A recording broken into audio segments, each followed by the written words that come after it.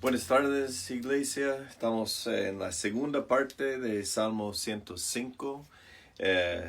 Realmente la historia de Israel y la fidelidad de Dios en su vida. Vamos a comenzar en versículo 23. Entonces Israel vino a Egipto. Jacob fue extranjero en el país de Cam. El Señor hizo que su pueblo se multiplicara.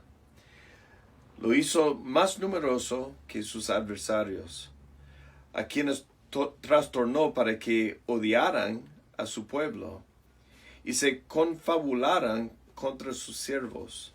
Envió a su siervo Moisés y a Aarón, a quien había escogido, y estos hicieron señales milagrosas entre ellos, maravillas en el país de Cam.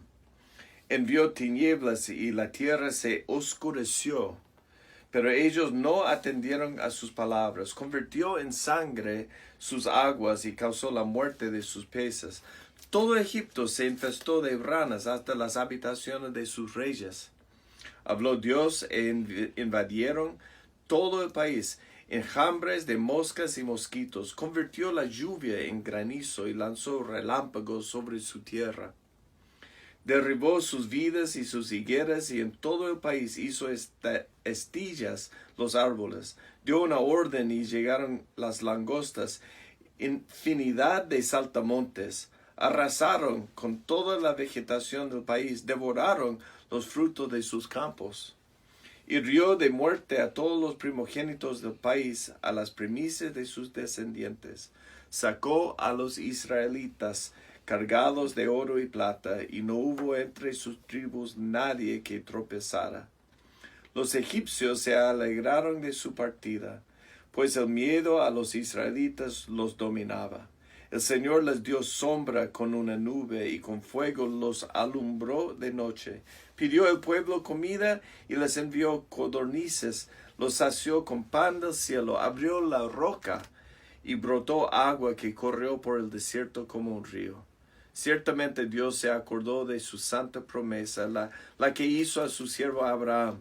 Sacó a su pueblo, a sus escogidos, en medio de gran alegría y de gritos jubilosos.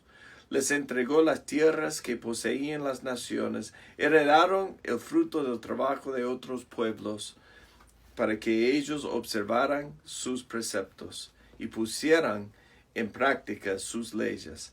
Aleluya, alabado sea el Señor. ¿Sabe? Los egipcios, ellos llegaron a odiar los israelitas. Sin embargo, ese fue parte del plan de Dios. Dios usó los de Egipto, usó los asirios en su tiempo para castigar a Israel. Sin embargo, todo fue parte del plan de Dios. Hay dos verdades bíblicas que debemos recordar de esto. Uno es que todo lo que hacemos de alguna forma entra en lo que es el plan de Dios para que su voluntad al final, su plan, sea cumplido.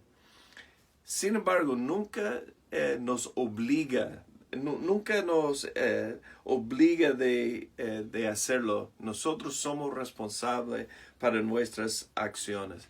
Y sin la primera verdad, realmente nosotros podemos pensar que todo depende de nosotros, y no es así. Entonces, nuestras decisiones realmente importan, y no podemos entonces no tomar la responsabilidad atrás de nuestras propias decisiones. El salmista aquí habla acerca de la novena plaga al principio, cuando él comienza a hablar de las tinieblas y cómo la tierra se oscureció. Y siempre cuando uno revela contra Dios, uno entra en lo que es las tinieblas, en lo que es la oscuridad, porque estamos yendo en contra de Dios, desobedeciéndolo a Él. Y cuando comenzamos a obedecer es cuando por la primera vez realmente comenzamos a ver la luz, como el amanecer, y nosotros comenzamos a entender. Entonces recuerda si está en un tiempo oscuro, no espera obedecer hasta que uno encuentra y comienza a ver la luz. sino obedezca mientras que esté en la oscuridad y Dios va a comenzar de brillar su luz, que su luz va a comenzar de amanecer en su vida. El salmista habla acerca de la historia cuando el pueblo estaba en el desierto y cómo Dios realmente provió todo. Él provió en el desierto los recursos que necesitaban, la protección que necesitaban, el alimento, la comida que necesitaban. Y Moisés recibió las quejas de la gente. La gente estaba murmurando contra Moisés y también en un sentido contra Dios. Pero en lugar de juzgarlo en ese momento, Dios dijo a Moisés que debía pegar la roca con su vara y la roca, de la roca brotó agua que corrió por el desierto. Tal como Pablo dice en 1 Corintios que Cristo es la roca realmente y Él fue pegado por nosotros y fue juzgado en nuestro lugar para que nosotros pudiéramos recibir las aguas de ríos de aguas vivas.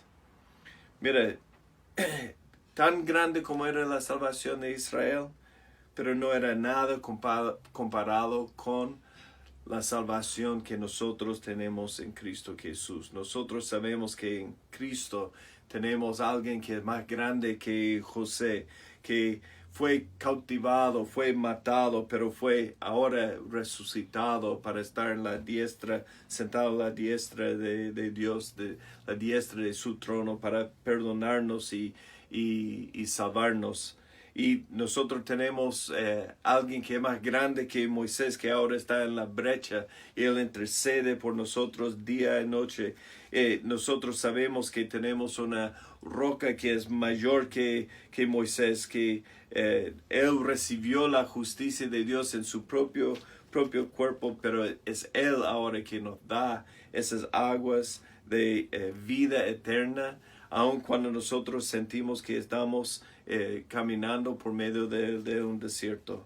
A través de todo lo que Dios hace es algo tanto más de lo que nosotros podemos imaginar. Así que tal como el pueblo de Israel fue salvado, pero por un tiempo temporal en el desierto, nosotros ahora tenemos la salvación eterna en Cristo Jesús. Confía en Él. No importa la oscuridad o la circunstancia en que está, confía en Él y Él va a traerle la salvación que necesita para que pueda caminar en su luz. Que el Señor les bendiga.